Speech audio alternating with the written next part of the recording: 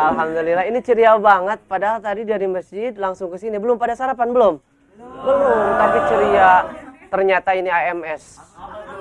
Angkatan muka-muka sumringah. Alhamdulillah sudah pada kumpul ini. Alhamdulillah.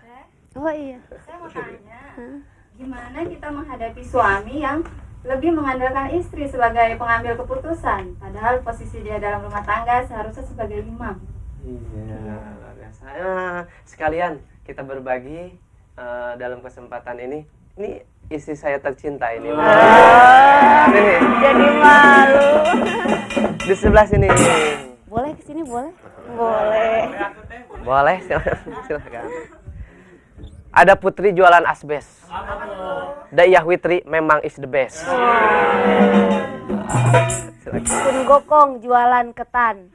Doraemon jualan kentang. Walaupun banyak pria yang tampan, hanya AA yang kusayang. Ayo silakan. Alhamdulillah, mari kita mulai. Assalamualaikum warahmatullahi wabarakatuh. Waalaikumsalam warahmatullahi wabarakatuh. Alhamdulillahilladzi amarona bil hijrah wa nahana biha ba'da fathi Makkah. Walakin jihadin wa niyah. Wassalatu wassalamu ala Rasulillah wa ala alihi wa ummatihi kafah. Amma ba'd. Puji dan syukur kita panjatkan kepada Allah Subhanahu wa ta'ala. Pada kesempatan ini, pada hari yang cerah ini, kita masih bisa diberikan umur oleh Allah Subhanahu wa ta'ala. Nikmat yang tiada tara, syukur yang tiada terhingga. Kita gunakan sisa umur ini dengan melakukan perubahan dan perubahan menuju perbaikan. Sholawat dan salam kita limpahkan kepada junjungan alam Habibana wa Nabiyana Muhammad sallallahu alaihi wasallam, kepada keluarganya yang mulia, sahabat yang tercinta, hingga kita selaku umatnya yang setia melaksanakan sunnah-sunnahnya. Amin ya Allah ya Robbal alamin. Alhamdulillah. Apa kabar Ibu Daramang Sadayana? Alhamdulillah. Pemirsa yang berbahagia, alhamdulillah pada pagi ini kita bisa berkumpul bersama. Pada kesempatan ini kita akan membahas mengenai suami imam keluarga. Nah, seorang imam adalah pemimpin. Yang namanya pemimpin itu tanggung jawabnya sangat besar sekali. Gitu, saya punya pantun. Buah apel, buah mangga, baik untuk kesehatan. Suami imam keluarga, jadilah Anda panutan. Akur. Bagaimana? Ya. Subhanallah, betul sekali. Di suami adalah pemimpin bagi keluarga. Bisa dilihat di dalam Quran surah An-Nisa ayat 34. Quran surah An-Nisa ayat 34. Allah berfirman, A'udzubillahi minasyaitonirrajim. Ar-rijalu qawwamuna 'alan nisa. Laki-laki itu pemimpin bagi kaum wanita. Dikatakan pemimpin karena apa? Dalam lanjutannya disebutkan bima faddalallahu ba'dahum 'ala ba'd. Karena Allah telah melebihkan sebagian mereka, yaitu laki-laki, atas sebagian yang lain, yaitu perempuan. Apa kelebihan laki-laki dibandingkan dengan perempuan? Di antaranya Allah menciptakan laki-laki itu lebih kuat fisiknya, lebih kuat badannya, kekar.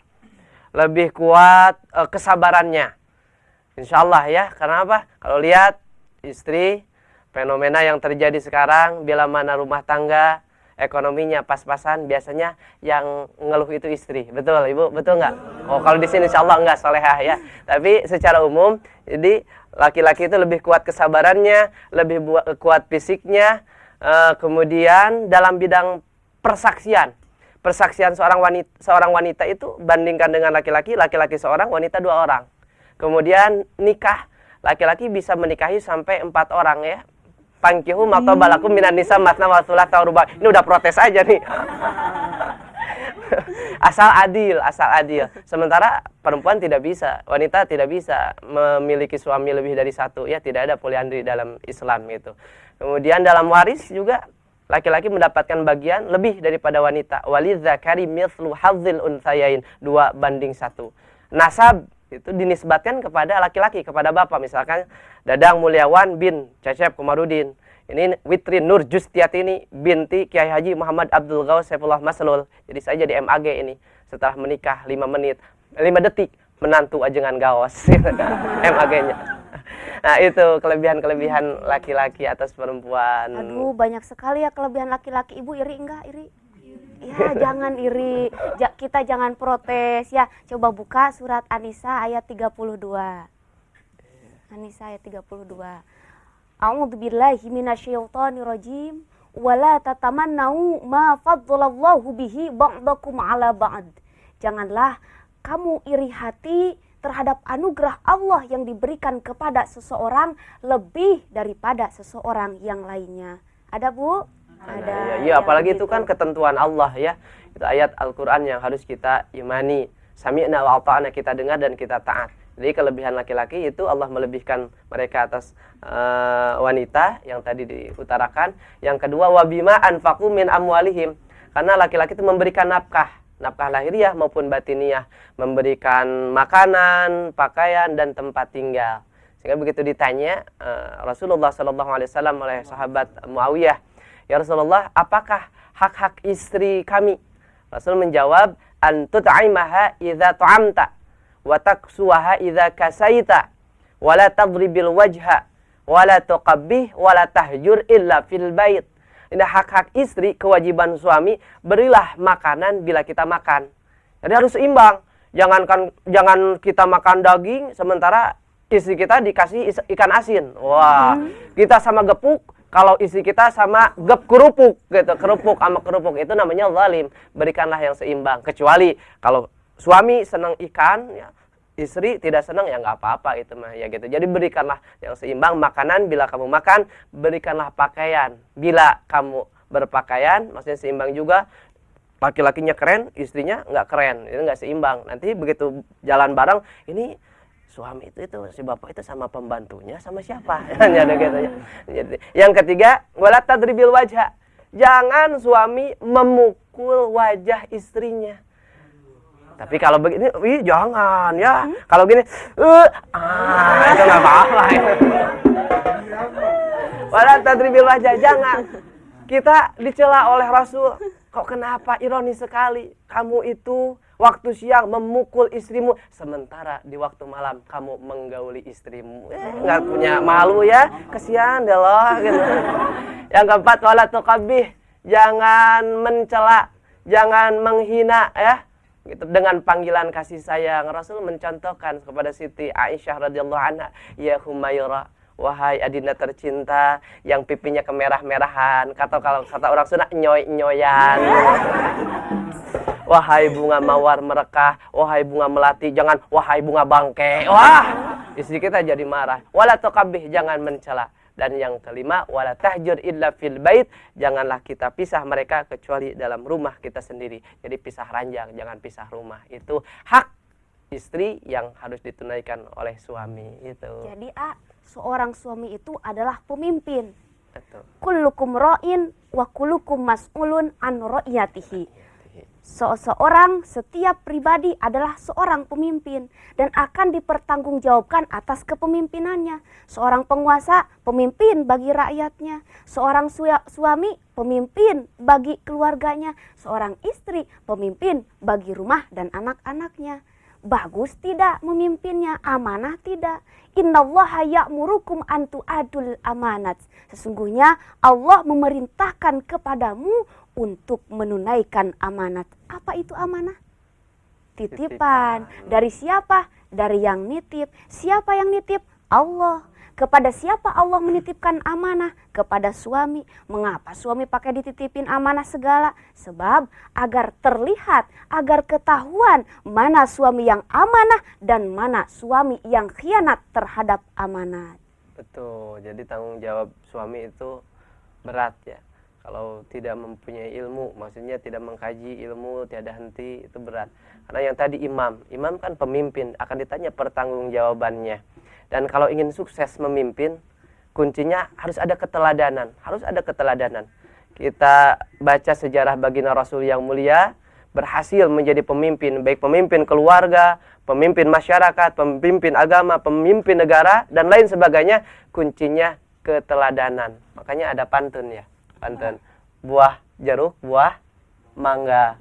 Apalagi itu, baik untuk kesehatan tadi. Suami imam keluarga harus jadi panutan, keteladanan. Kata Rasul kepada para sahabat, wahai para sahabat, jangan khawatir karena banyak perintah yang diberikan oleh Allah. Ana awwal wajibin ala ma amartukum bih.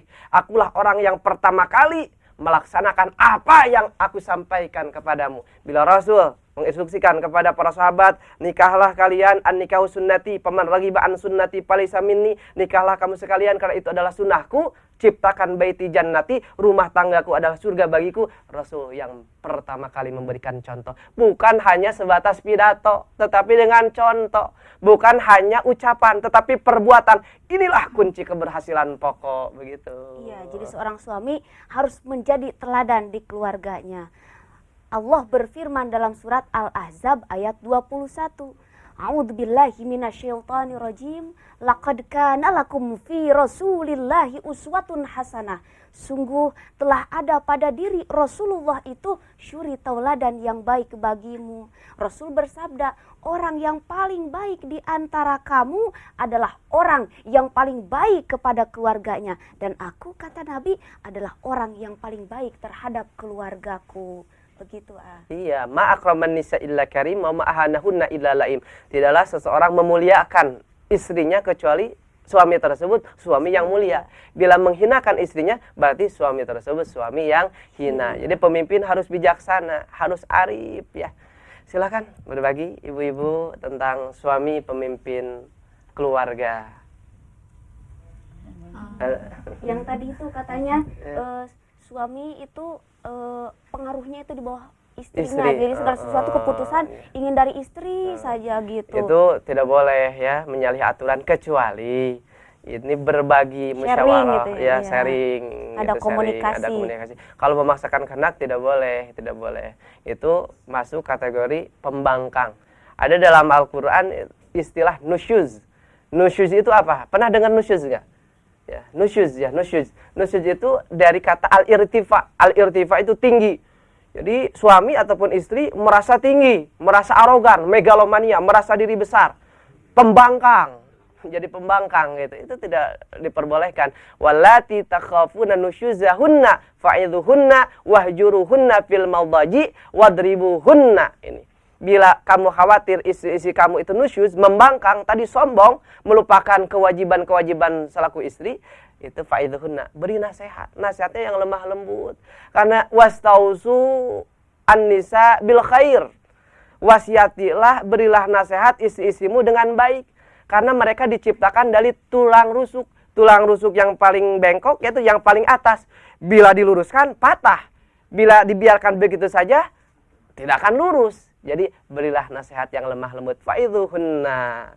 Bila dikasih nasihat lemah lembut ya, dikasih pidato, kita contohin juga, tapi belum juga ngerti-ngerti, masih membangkang. Yang kedua, alternatif yang kedua, fa'idhuhunna wahjuruhunna fil madaji. Jadi pisah ranjang, kita diamin biar ada secara psikis gitu. Ada kesadaran, timbul kesadaran. Oh iya, kenapa ya suami mendiamkan saja? Berarti ada sesuatu dalam diriku. Ayo mama, jangan ada dusta di antara kita. Ya, jadi itu permasalahannya. Masih saja ya nggak ngeh ya, nggak ngerti-ngerti.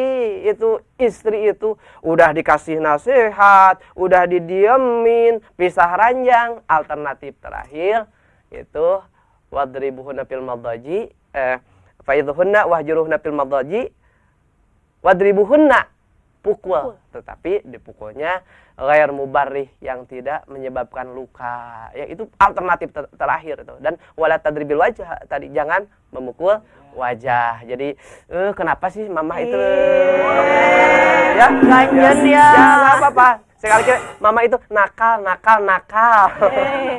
Bandel. Ya itu ya. Silakan yang lainnya. Mau nanya, seandainya ini suami berpesan, istri harus di rumah, sedangkan suami kan lagi pergi. Terus keadaan yang di orang tua itu lagi sakit.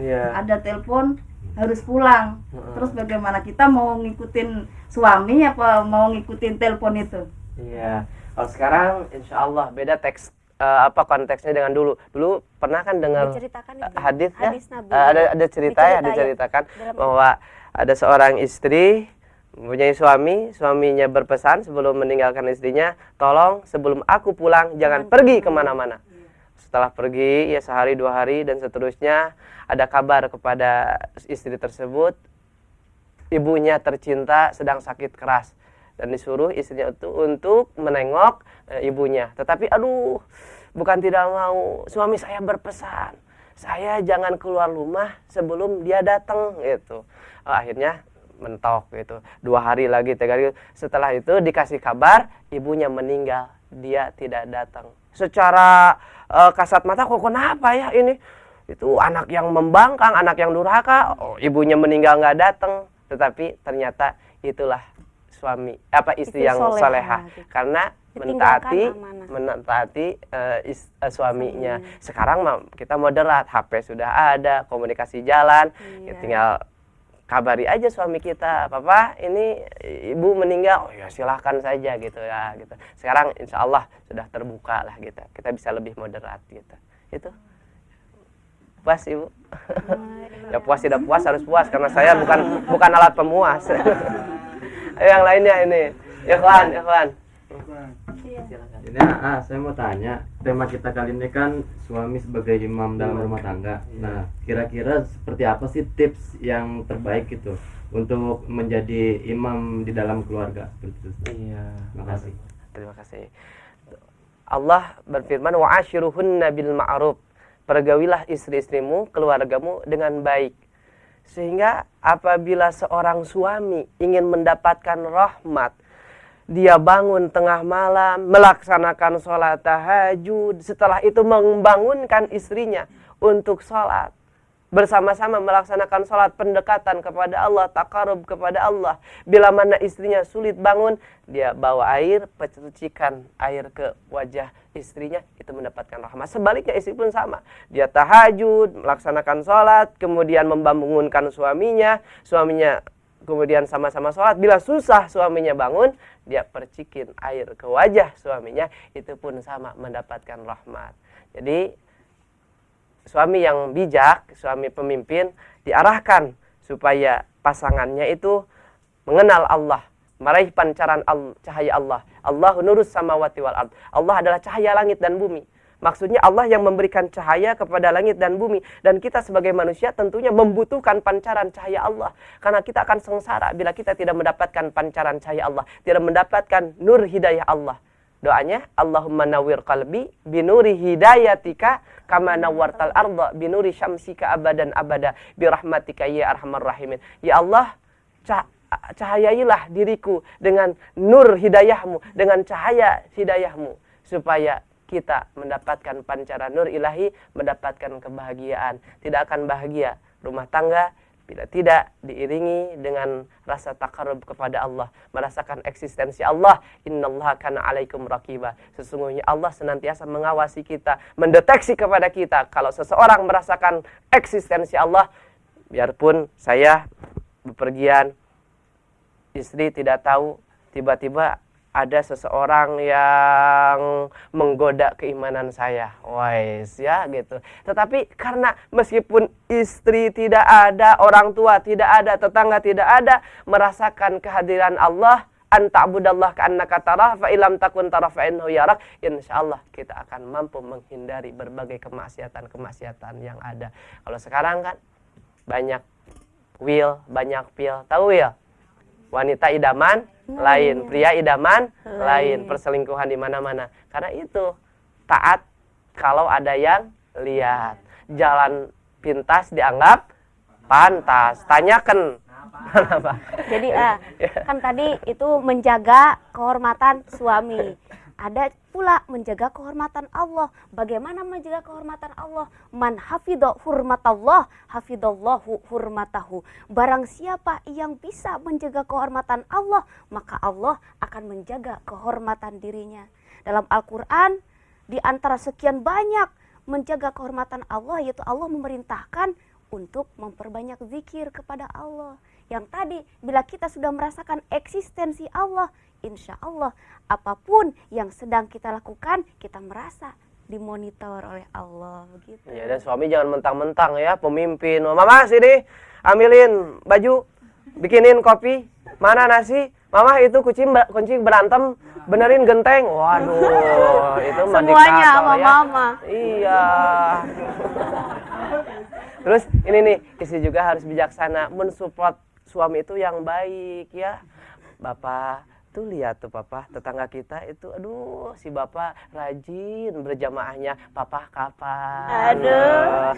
Papa tuh lihat tetangga kita rajin pengajiannya, papa kapan? Tuh, ini kan bukan, papa tuh lihat tetangga udah bikin rumah baru, papa kapan? Papa lihat tuh tetangga udah beli mobil, papa kapan? Papa tuh lihat tetangga udah nikah lagi, papa? Jangan ya Bu ya.